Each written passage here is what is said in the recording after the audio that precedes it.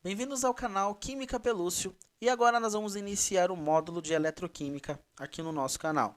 Então vamos lá. Bom, eletroquímica é a parte da química que vai ter como objetivo o estudo das reações químicas e eletricidade. Ou seja, todas as reações químicas, todos os processos químicos, todos os tipos de transformações que estão coligados, estão conectados aí num contexto que envolva eletricidade, certo? Então nós vamos estudar dois tipos de energia, né? Dois tipos de transformação de energia dentro da eletroquímica. A transformação aí de energia química a energia elétrica e de energia elétrica a energia química. Bom, o que é essa energia química? É a energia que está relacionada à própria reação química, certo? Nós vamos ver isso especificamente, que tipo de reação é essa, daqui a pouquinho, certo? Então vamos já introduzir aqui alguns conceitos. Então nós vamos estudar dois tipos de processo: energia química que se converte em energia elétrica. Em outras palavras, o que é esse processo? É quando uma reação química gera eletricidade, certo? Então, uma reação química que gera eletricidade, que gera energia elétrica, esse é o processo que nós estamos relacionando aqui. Uma reação que gera eletricidade. E que aplicação é essa no dia a dia que a gente tem? De uma pilha, do funcionamento de uma pilha, de uma bateria. Isso aqui na química nós chamamos de célula galvânica, tá? Mas nós usamos aí o termo pilha para ficar mais simples, para ficar mais tranquilo, mais acessível à linguagem de vocês. Então, como é que uma pilha funciona, por exemplo?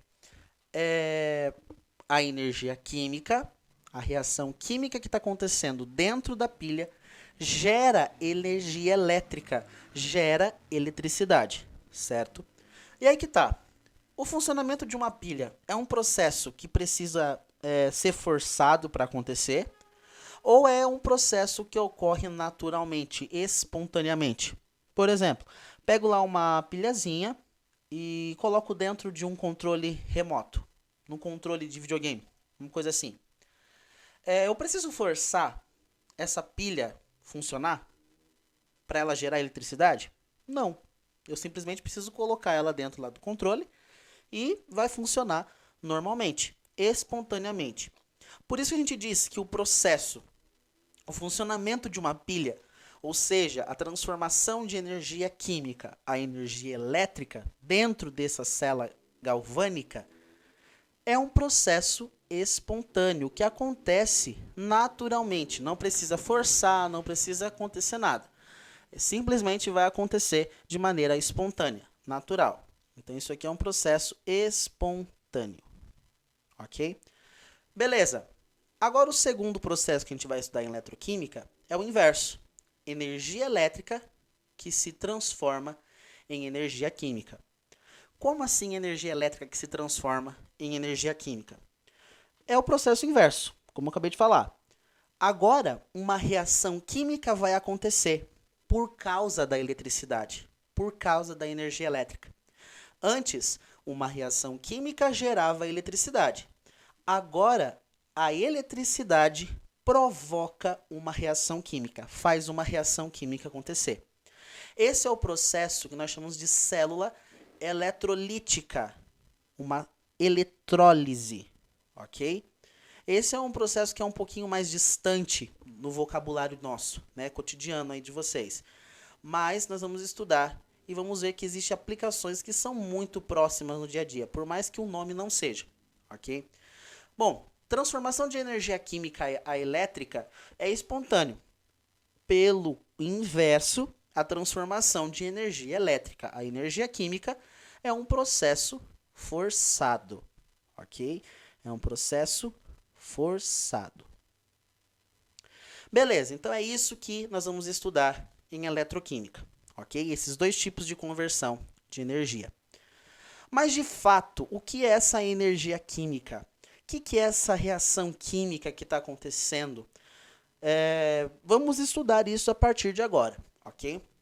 Bom, um átomo, quando a gente estuda lá ligações iônicas, lá naquela parte, né, tão detalhada de regra do quinteto e tudo mais, A gente viu que o átomo, ele tem duas vontades, vamos dizer assim.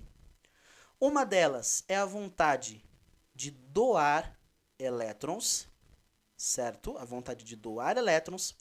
E a outra vontade, o outro desejo aí dentro do átomo, é o de receber esses elétrons, ok? Eu digo aí vontade, desejo, para ficar mais assimilativo à linguagem, ok? Então, ele tem duas vontades dentro dele. A vontade de doar elétrons, de perder eles, e a vontade de receber esses elétrons, tá? De ganhar esses elétrons. E aqui a gente vai começar a dar nome para esses processos, ok? O processo aí, quando uma espécie química, um átomo, ele doa os seus elétrons, nós dizemos que ele passa por um processo de oxidação. Então, ele sofre oxidação, ok? Então, ele sofre oxidação. O que é oxidação? Vamos dizer assim, é o ato, né? Quando um átomo, quando uma espécie química, ele cede elétrons, ele perde esses elétrons, ele doa esses elétrons. Nós damos esse nome de oxidação para isso. E recebimento de elétrons, nós damos o nome de um processo de redução. Ok? Então, redução. Então, redução é o nome que nós damos para quando um átomo recebe elétrons, certo? Então, quem oxida, ó, dar, lembra dar. Então, dar elétrons, doa os elétrons. E quem recebe, reduz, ok? Então, oxidar significa dar elétrons. E receber elétrons significa reduzir. A espécie reduziu, ok? Beleza. E é isso daqui que a gente está falando. É esse tipo de reação química que vamos tratar dentro da eletroquímica. O processo de redução e de oxidação. Por quê? Oxidação e redução é um processo simultâneo. Acontece ao mesmo tempo. Por quê? Não tem como imaginar uma espécie que só ela está oxidando e não tem ninguém reduzindo. Não tem como imaginar que tem apenas um perdendo elétrons, doando elétrons e não tem ninguém recebendo esses elétrons. Ou vice-versa. Não dá para imaginar alguém recebendo elétrons se não tiver alguém doando. Então, por isso que o processo de oxidação e de redução são processos simultâneos. O que significa isso? Acontece ao mesmo tempo. Então, se alguém está oxidando, é porque tem alguém que está reduzindo. E se alguém está reduzindo, é porque alguém está oxidando. E esse é o tipo de reação química que a gente vai falar. Porque então nós vamos tratar de um processo que nós chamamos de oxredução, ou também chamado aí de redox, ok? Então são reações do tipo redox, de redução e oxidação. Ok? Então, a energia química nada mais é do que a energia relacionada a esse processo de oxidação e redução. Essa transferência de elétrons. Até um nome, uma definição boa para reação redox ou de oxirredução é exatamente isso. É uma reação onde ocorre transferência de elétrons, ok? Então, o que é uma reação redox? Então, o que é aqui uma reação redox? É uma reação onde ocorre transferência de elétrons, ok? Uma transferência de elétrons. Eu tenho uma espécie que está oxidando, que está doando esses elétrons, e eu tenho uma espécie que está reduzindo, que está recebendo esses elétrons, ok? Transferência de um para o outro. Beleza, então esse é o tipo de energia que a gente está tratando aqui. E aí tem alguns termos que é importante a gente tratar já aqui também de início, que causa bastante confusão quando é explicado. Mas vamos tratar com bastante calma.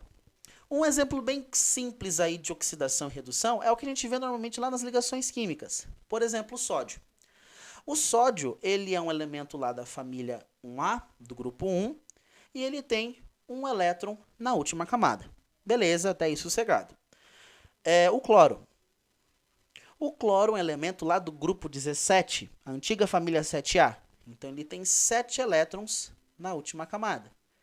Quem é aí manjador de regra do octeto e ligações iônicas, sabe muito bem que um átomo ele tem essa tendência a doar e receber elétrons, né, segundo a teoria de Lewis, porque ele busca a estabilidade, né, e essa estabilidade nada mais é do que ter 8 elétrons na última camada. Então o sódio aqui ele vai doar esse elétron porque a penúltima camada dele, que futuramente será a última, terá 8 elétrons. Por que eu falo futuramente terá 8 elétrons? Porque ele vai doar esse elétron que ele tem na última, e a penúltima, então, será a última camada e terá 8 elétrons, certo? Então, ele vai doar esse elétron para ficar com 8. Beleza. O cloro tem 7 e quer receber 1 para fechar 8. É o que a gente viu lá em ligações. Então, aqui, ó, o sódiozinho vai vir aqui marotamente, vai doar esse elétron, vai ficar com 8, né? Vai ficar com uma carga aqui positiva, mais 1. O cloro aqui vai ficar com uma carga menos 1, porque recebeu esse elétron e tudo mais. Fechou 8, todo mundo feliz, todo mundo estável, aquele casamento maravilhoso. Isso aí, maravilha. Aí que tá. Vamos colocar então aqui a nomenclatura que a gente está utilizando. Qual dessas duas espécies sofreu oxidação? O Na, o sódio, ou o cloro? O Cl. Quem sofreu oxidação foi aquele que perdeu os elétrons. Então, nesse caso aqui, ó, é o sódio que sofreu oxidação. Então, nós dizemos que é o sódio que oxida. É ele que doa, que dá os seus elétrons. E qual é a espécie que reduziu? É a espécie que recebeu os elétrons. Então, nós dizemos aqui, ó, que o cloro, ele reduziu. Ele reduziu. Então, o sódio oxida e o cloro reduziu, reduz. Até aí tranquilo, maravilhoso, deu para entender. Acho aí bem tranquilo essa parte. Só que tem algumas nomenclaturas aqui que confundem um pouco os alunos. E eu quero tratar de maneira aí bem clara essa parte. Veja só. O sódio, quando ele oxida, quando ele doa esse elétron que ele tem na última camada, ele vai provocar no cloro, ele vai gerar aí no cloro, a palavra mais certa seria provocar, para ficar mais fácil. O sódio ele vai provocar no cloro a redução. Ou seja, quando ele doa, ele provoca, ele faz com que o cloro receba.